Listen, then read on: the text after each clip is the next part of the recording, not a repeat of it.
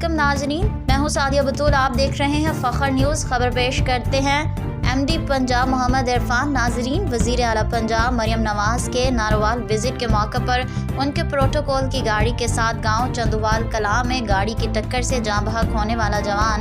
और अब मज़ीद जानते हैं जाँ बहक होने वाले माँ की मरियम नवाज़ से फरियाद। जवान पुत्र गया 23-24 साल का। ये इंसाफ में मैं ता मन्ना जो मैनू इंसाफ मिले, जे मेरा इंसाफ नहीं ना हो सकता तो फिर किसी का भी नहीं करती है।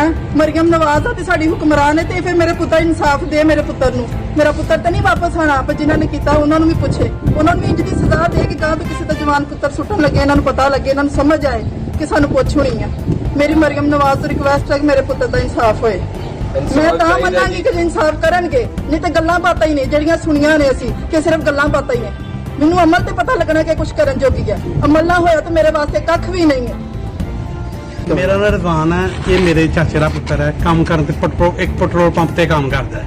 सुबह घरों निकलिया, जू ही ये चंदोवाल के करीब गया, एक सरकारी प्रोटोकॉल वजीरे आला दी जी गड्डियां सन, उन्होंने मार के कुचल के सुट दिता, सिर नूं सट लगी है। साडा भरा उत्थे ही फौत हो गया है। और उस तो बाद किसी दूजी गड्डी ने चुकना इनू गवारा नहीं किया। और यदि जरा खून सी उत्थे, उस तो बाद कुछ मुलाजम आए ने जिन्होंने खून के उत्ते पानी सुट दिता है।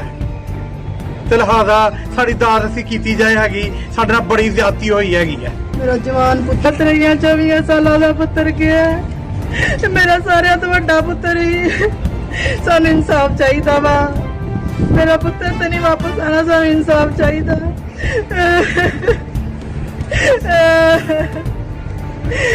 मेरी दुआवा कदा भी गड्डियां समेत अग च पाईन, गड्डियां समेत खाक होई खुदा करके। मैनू मेरे बच्चे का इंसाफ चाहिए, मैनू मेरे बच्चे का इंसाफ चाहिए। मेरा पुत्र नहीं आ सकता।